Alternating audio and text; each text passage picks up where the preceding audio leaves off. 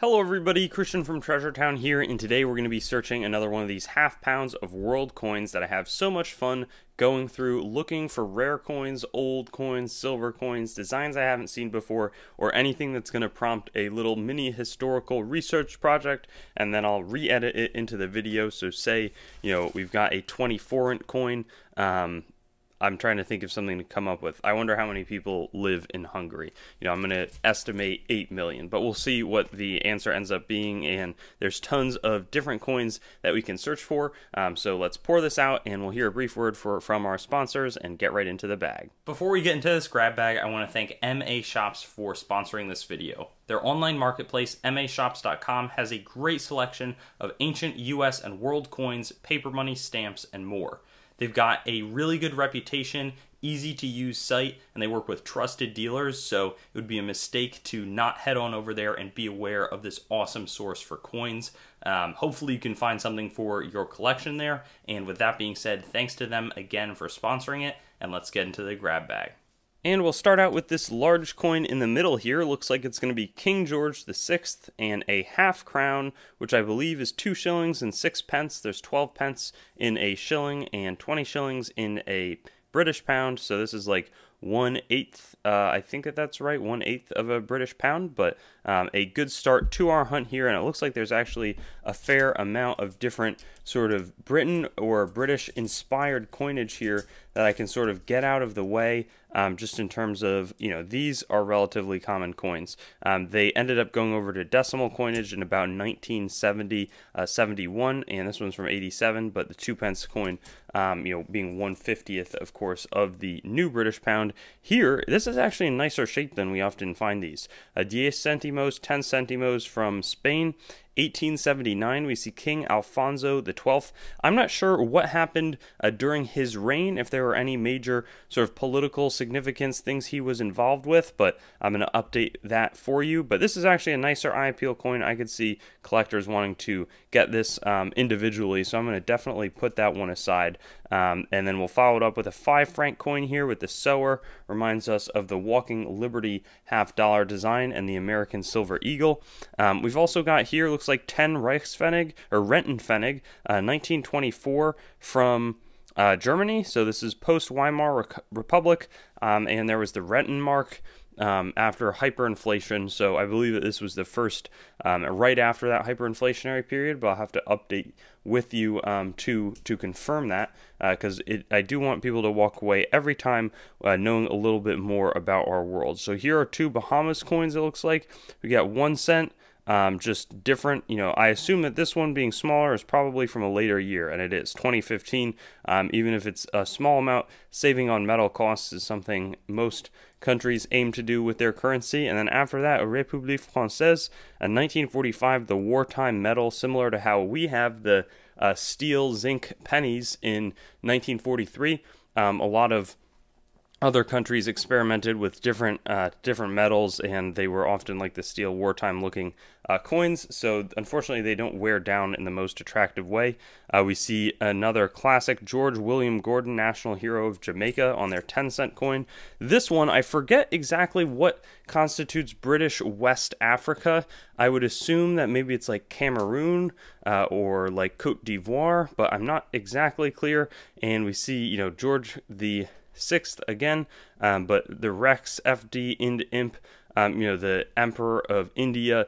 They had tons of colonial expansion and a lot of world influence, so just another example of that on that British West Africa coin. We'll follow it up with a 500 won from, I believe, Korea, South Korea, so not the North Korea, which is obviously a much tougher governmental regime.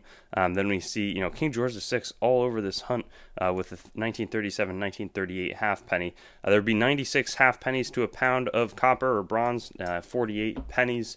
So that's how they would denominate that. And then a 10 kuruş coin, 1968 from Turkey.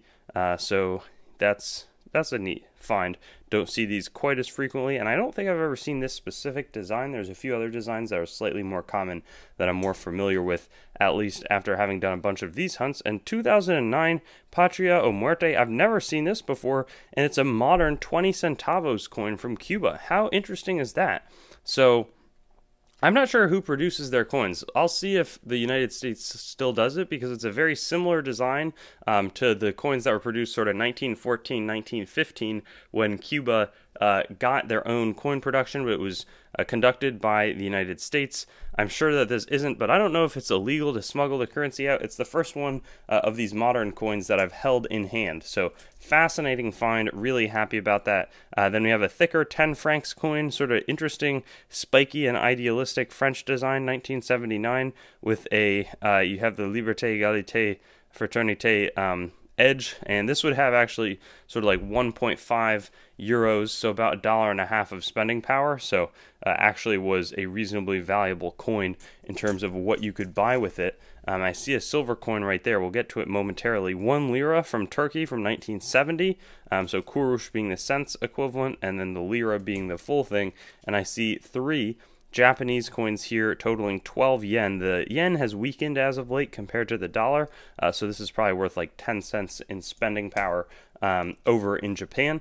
We have 1 shilling 1972, which is great. Some sunflowers there, so sort of fun that they would think to put some of the, I guess, local, not greenery, but some of the flowers and nature on their coin. Here we have Carl the 16th Gustav, the Swedish must be royalty, 1 kroner, and you know, not a bad coin. Don't see the Swedish coinage quite as much. And here's a farthing. This is 1/4 of a penny. So back then, you know, we think that's a tiny amount of money, and even back then it would have been a small amount of money, but there's been a lot of inflation. So with that 1/4, you know, I think that this would take, I guess, 960 of them to make 1 British pound, but it was still something that could be used to facilitate small transactions. And you have to remember that the dollar has been very strong recently compared on the foreign exchange market to something like the British pound. So back, you know, even 10 years ago, the British pound was much more strong compared relative to the dollar than it is today. Here, a portcullis 3 pence, but this one, I think it's going to be 92.5% silver, and it is 1943 Australia florin. You see the emu, the kangaroo, or sorry, the ostrich. And I don't think we have an emu. I think it's just kangaroo ostrich here. George Kruger Gray, the KG. He's been all over the British and Australian coinage, and great coin, 92.5% silver. So it's actually a pretty solid silver percentage, and probably going to minimum be worth about $10, $11, maybe $12 World War II coinage right there. Really, really fascinating. So after that, we've got a Hungarian coin, 1994. That's the one I was talking about, and I'll have the population update for you. 20 forint, then a Yugoslavian, and this, of course, is now broken well apart, but 50 dinara from 1955, it looks like. And that's actually a pretty attractive looking design, I think. Just 2 strong faces, then the gear and the wheat, just, again, probably symbolizing their productive capacity, encouraging that. The 2003 Haiti, that's interesting, 1 gourd. And Haiti, certainly a country that's Liberté, Égalité, Fraternité. That's, I didn't realize they had the same slogan.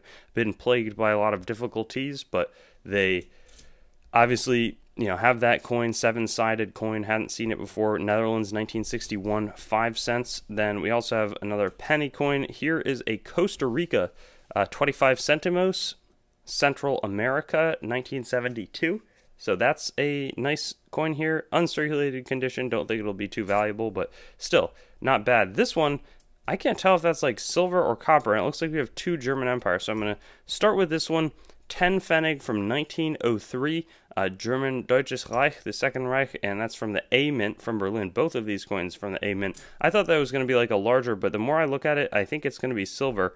And, whoa, it's going to be a whole mark. 1875, that's maybe one of, I think the German states and unification was like 1871 or 1873, but I think this is the first year that they produced these 1 mark coins. I want to say 90% silver, and that's a great find for us here. A lot of people like that, and it's the home country of MA Shops, our sponsor today. So fun thematic coins in this one. Glad MA Shops sponsored this video. 1954 farthing. There's the more modern equivalent. They were still producing them in 1954. It was still worth having them as a unit of exchange that was being made with the expectation that it's being made so that people can benefit from it and people can use those coins in smaller transactions. Here's a dos y medio, 2.5 centimos de Balboa, 1929. Don't believe that this one would be silver, but it looks like it was struck in the States. I wonder if we were striking it in the States just in terms of how the dies sort of all come together. Half new penny, 1994 Czech Republic, looks like 10 Haleru, so a 1/10 of a Koruna, and then a 20 centimes in 1985. From France, more common coins. Here's 10 francs. I always try to point this out, even if it gets a little repetitive for a new viewer. For old viewers, this is for new viewers. This 10 francs, by 1960, they would take 2 zeros down, so it would become 10 centimes. So just a little fun fact. Another 1 penny coin. Is that silver down there? I don't think it is. 1893 2 Heller, I think, from probably Austria, Hungary. And they would have like a Hungarian and an Austrian version of each of the coins, but yeah, I think that this is just 2 Heller. And then we have another pre-Euro 50 Lira 1965. I actually, on my second channel, the Coin Dictionary, it sometimes reports me for nudity when I make this the thumbnail, so it's always gotten approved, but the computer always picks that up, so sort of funny. 10 cents, 1964 Netherlands. More Czech. Ooh, 1925 is a little bit older, and I'm not sure if it's going to just be 20 Haleru or what it is, but we got the sickle, we got the more agriculture. I've noticed that that's a big theme on a lot of the Eastern and Central, but more Eastern European countries, that they show a lot of sort of production on their coins. And we also have one, looks like Luxembourg. I think that that's the Luxembourg. I don't know what else it would be.